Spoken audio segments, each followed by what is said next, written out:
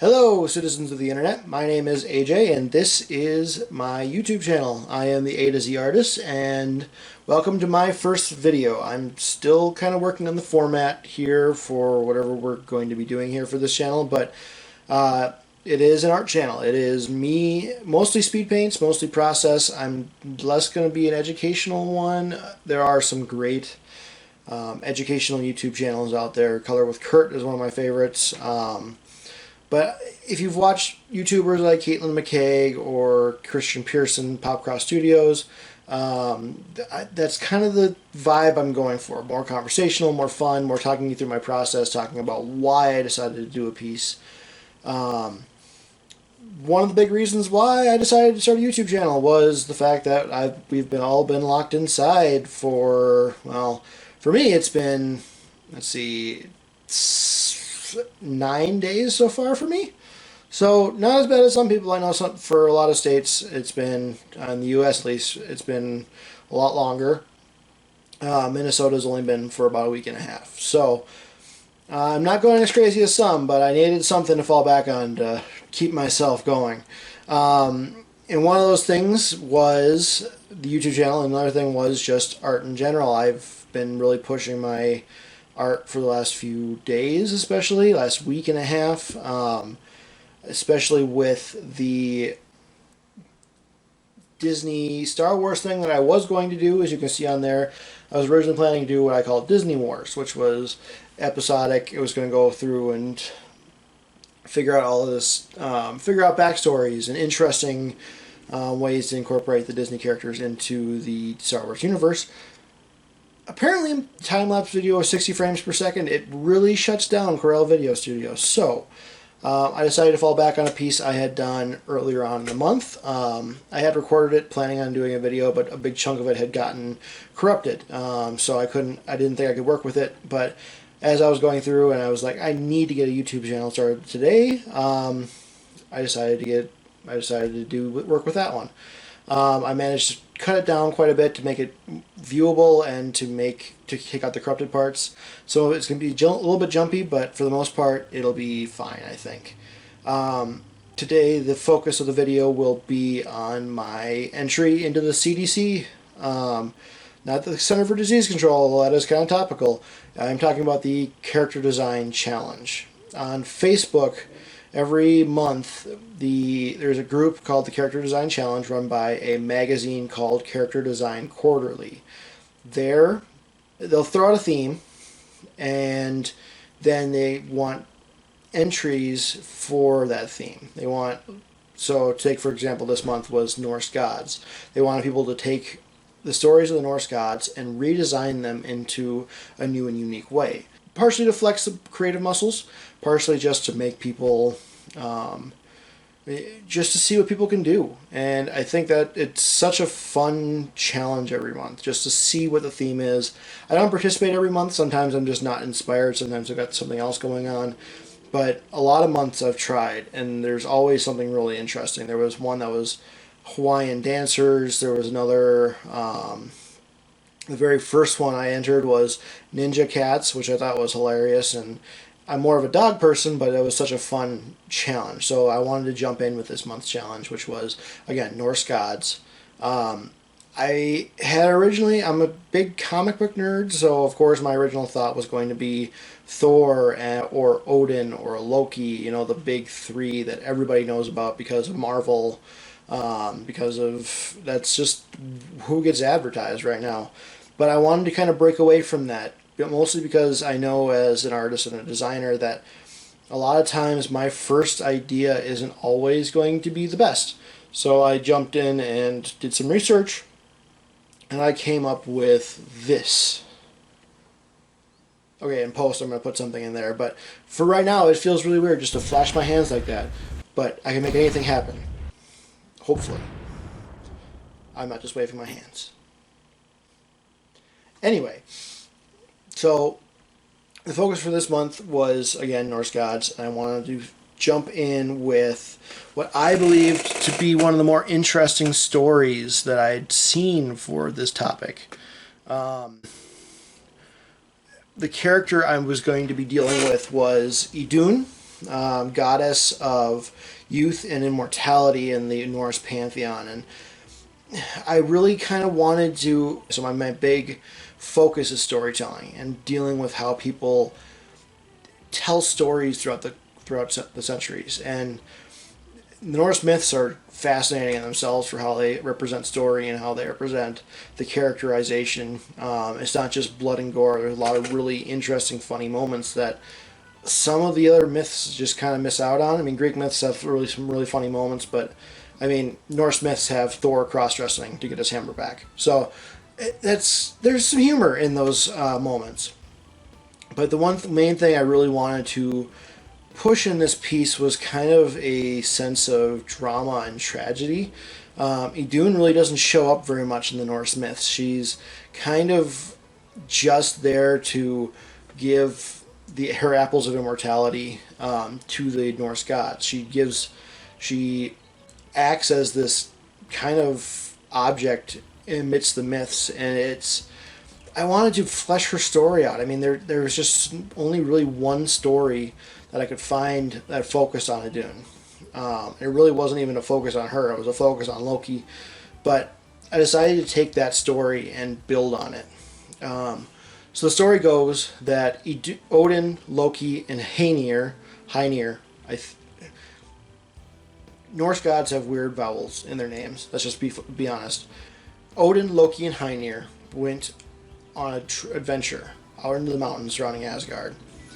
While they were out, it was nighttime. They needed something to eat, so they found an ox, they hunted it down, and they killed it for their meal. They created this huge bonfire to cook it, but for some reason the meat wasn't cooking.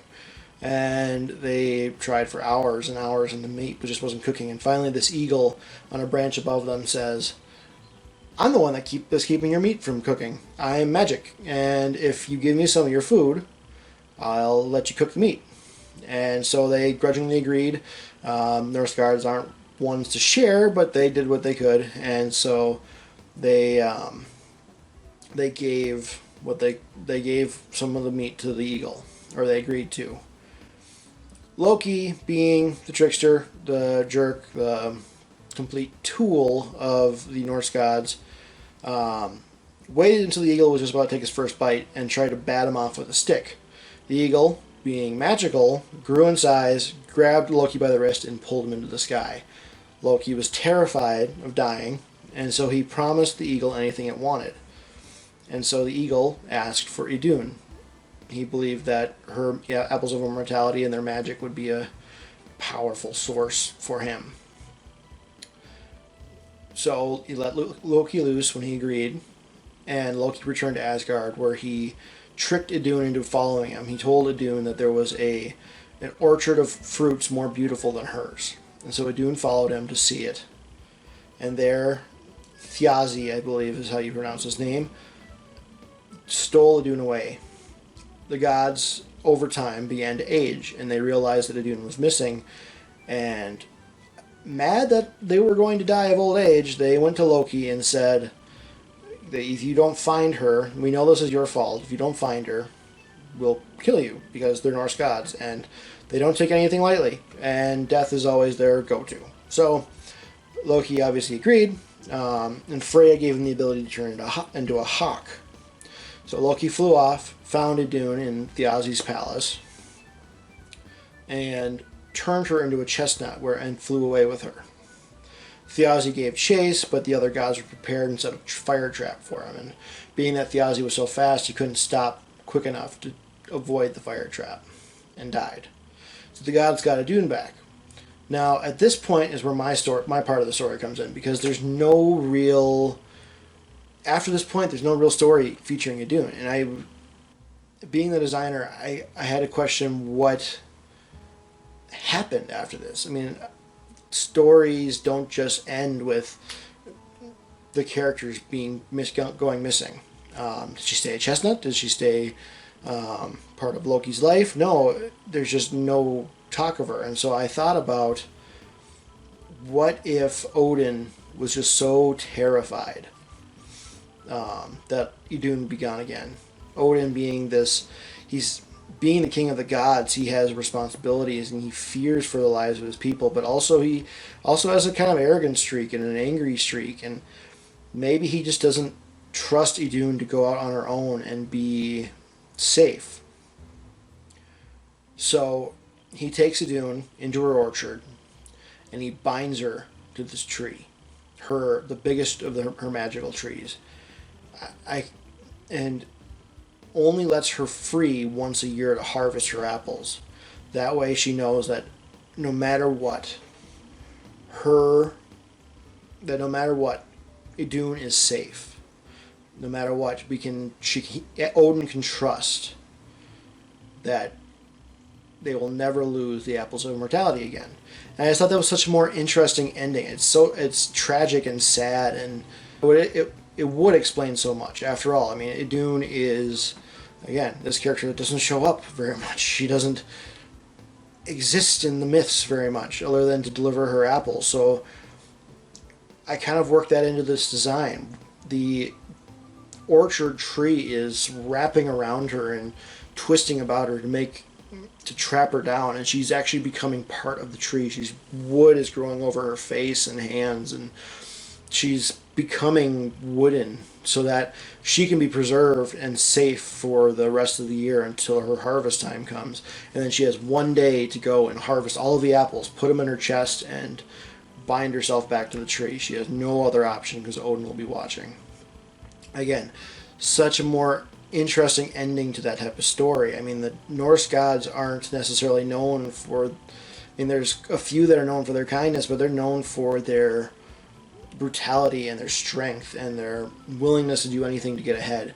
And the fact that Odin, in my version, would be willing to step in and trap one of his own people feels like it would make sense to me. Maybe not necessarily in terms of the Marvel comics, although in the more recent Marvel comics, Odin's kind of a jerk as well. So there is that. I have that connection as well. But I don't know. I had this idea almost immediately when I read that story, and immediately after that, I couldn't think of anything else. I tried, and I thought about Freya and her carriage pulled by cats, and I thought of Skadi, the goddess of the hunt, who is going down the mountains on her skis. But I don't know, I just kept coming back to this idea. I couldn't get away from it. And so sometimes, even though technically Loki, Odin, and Thor were my first ideas, Idun was the one that I didn't really deviate too much from her story idea. And so this design just kept getting stuck in my head, and I went with it. So you'll see with my capture that there are parts of it missing. I jump ahead through some of the drawing process and some of the inking process. Mostly I just tried to speed it up. As I said, this was a very long drawing process. I think by the end of it, it would turn out to be like 6 hours, and so bringing it down to a good time-lapse speed, it was still about 45 minutes to get all of that information in there, and that's with the corrupted file. I mean, there's a lot of my rendering that you're not even able to see. And also just the fact that some of it was just not that essential. I decided not to add some of the anatomy drawing because it was just me tooling around trying to figure out the pose. You can see on the right side of my screen here, I have a reference up. Right now it's just showing a knee, which I think is kind of strange, but that's fine. For the most part, I use a tool called Pose Tool 3D. It's a couple of bucks on the Google Play Store. I'm not sponsored. Again, first YouTube video, can't be sponsored yet. But I'm not sponsored by them. I just really like their tool, and I started using it because I was having trouble getting some of the shading correct on some poses, and I wanted to find reference. And I've heard this from a lot of people, especially when I first started out getting onto the internet as an artist and I started branching out that way.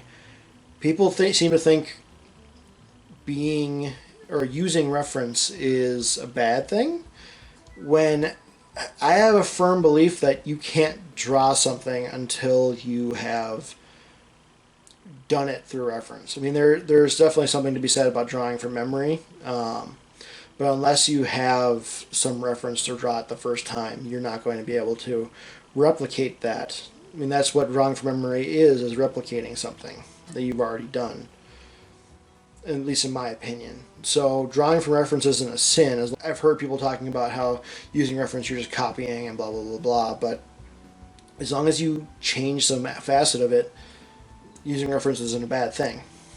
Anyway, back to Pose Tool. The reason I use Pose Tool is because that way I can create my own poses. I can go into the tool and it gives you a custom T-pose 3D model, and you can move the limbs in any way you want to, bend them, and not only does it give you kind of a decent sense of how certain limbs bend and look, it's still kind of action figure-y, so it's not 100% great, but you're still going to get a better sense of how certain poses look than you would just searching for hours and hours on the internet looking for pictures. Because you're creating your own poses, you can kind of see from the beginning that something's a little awkward, and they look human for the most part. So you can tell when something looks a little bit awkward, a little bit off. You can tell when something just doesn't feel right. And so I love this tool for that reason. But it's just that. It's just a tool. You're not... you can't just rely on that one tool. You still have to know your anatomy and still go through and practice, but it helps, especially when it comes to the shading part, and that's why I like this tool so much.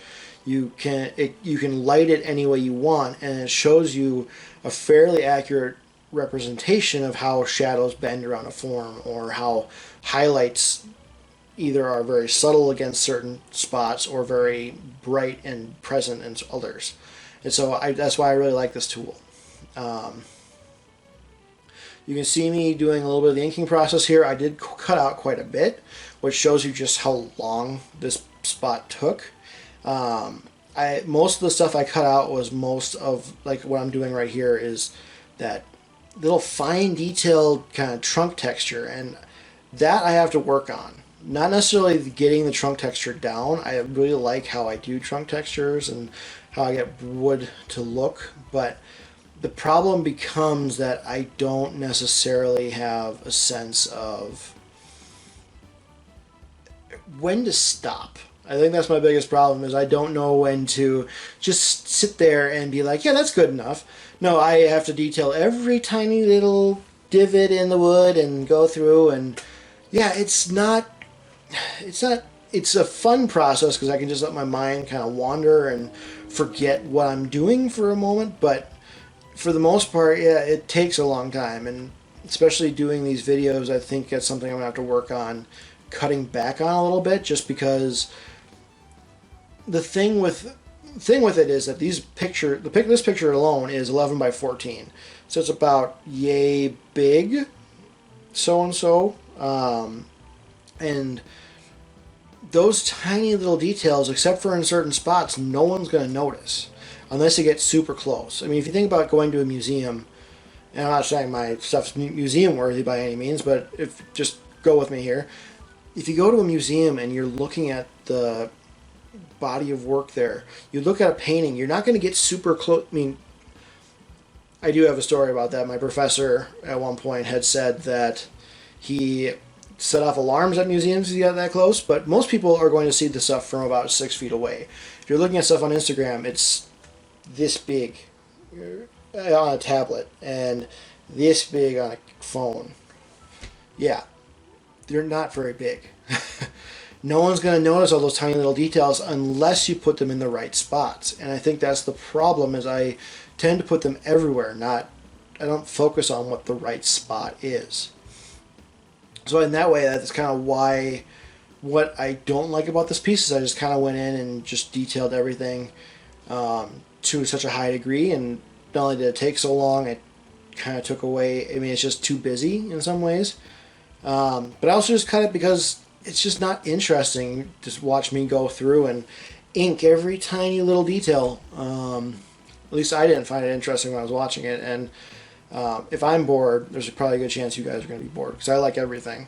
And if I don't like it, then it's probably really bad. Let's be honest.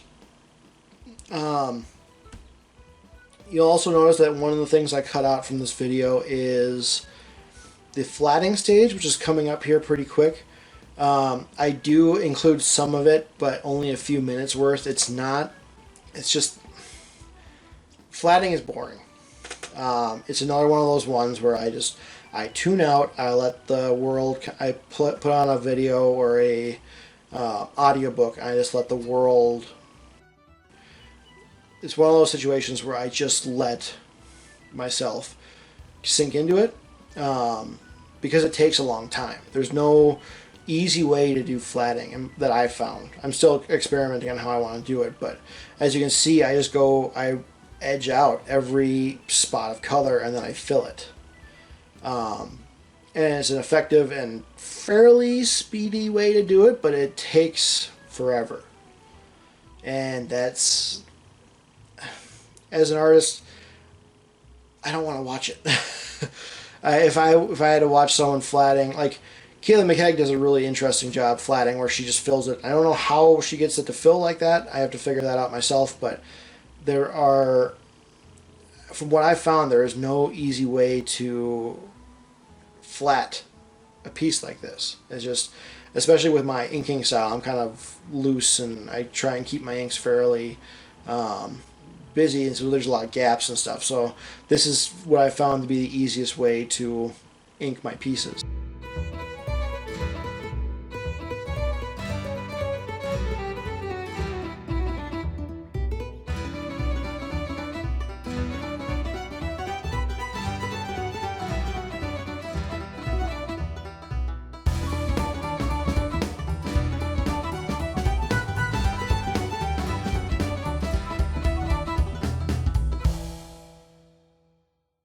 You can see I'm doing some of the wood texture. Again, just simple flats, blocking out the areas of color, then filling it with a fill tool on Clip Studio Paint. I should have mentioned, I use Clip Studio Paint on my digital art because I really like the tactile feel of that program. From when I started Photoshop, I liked Photoshop, but it was always kind of out there. I mean, it felt like digital program, whereas this felt much more, I use the word tactile, and I think that's the best way to describe it. It feels more traditional. On the side, you can see the tools they even have. It's shaped like a pencil. It's shaped like a pen or a marker. There are a lot of different options that mimic how a normal piece or a normal traditional tool would work. So that's why I tend to use this program more than others, because it works more how I'm used to. And so yeah, we're just going through getting the rest of the jewelry started, getting some of the gold and ruby look in there. The problem we're coming up to is that I lose about, with the time lapse, probably about 10 minutes of rendering, which seemed like a problem at the time until I realized that I had about an hour of video still left. So now that we're coming up to that, I'm happy that I lost some of that rendering, because again, I have the same problem rendering as I do with the flats or with the inks, because I just go into so much little tiny detail. But as you'll see here, I go in with a multiply layer, a multiply blending layer that's still available in Clip Studio, like most other art apps. And that I used for this one, I used a darker purple. I think I go back in and lighten it up later on, just because it seemed like it was too dark. And then now that I look back on it, I'm going, oh yeah, I like that original. I had an art teacher that's talked about how people are afraid to push the darkness in certain values because it takes away from, especially in my style, I use a very comic booky, hard line outline style, and that makes it so if you go too dark with the multiply layer, it can push out, or it can hide those lines and actually create too little contrast. Whereas if you go with a lighter shade, it usually keeps those lines more present. But with this, again, I didn't push that contrast enough, and you'll see when on the end stage with the tree especially, it just looks kind of amateurish, which I feel bad about because rendering is usually the thing I like the most. But yeah, it wasn't enough. It wasn't dark enough, and I think, and with even with the Disney Wars episode that got pushed off, I even took that into account and pushed the darkness, the contrast on that a little more. Contrast, for those who don't know, is the difference between light and dark, or between two differing colors. It's just the different pieces of the differences within a painting. So contrast can be light or dark. It can be between two colors. It can be between line weight. You just have to create certain points of contrast, some points of difference to draw the reader's eye and create some visual interest in your piece. And I really didn't do enough of that with this, I'm sad to say. But I'm still learning, and that's where I think my channel will be important, as I'm not some professional, and I'm right there with you guys with whatever you need to do. But yeah, we're coming to the end of this. So here is the final piece. Now, as I said, this is my first YouTube video. This is me learning what I have to do to make it in this business, quote unquote. I'm really not thinking of it as a business at this point. I'm more thinking of it as a fun little challenge for myself. I want to prove to myself that I can commit to something like this, because it's important to me as an artist to be consistent and keep that schedule going and all of that. But it's also important for me to tell the stories that I want to tell. And I find myself being very lazy, especially when I have my own day job. And it's one of those things, I just need that incentive to come out every day and post something. Not every day. Jeez, that would be way too much for me. Post something every week. And my goal is I'm posting this fairly early on a Monday.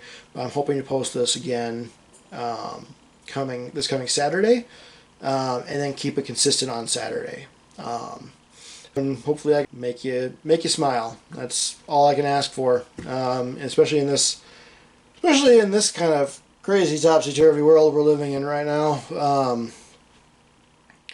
Being trapped inside, you need as many smiles as you can get, I guess. But anyway, that's today's video. Again, I'll try and be here on Saturday. If not, I'll be here on Sundays. Just depends on how my next video goes. But whatever day the next video comes out on will be the day that these videos will come out on every week, hopefully. But yeah, so I hope you have a great day. Be safe, be kind, and just have a little fun. That's all I can ask. And I'll see you next time. Bye!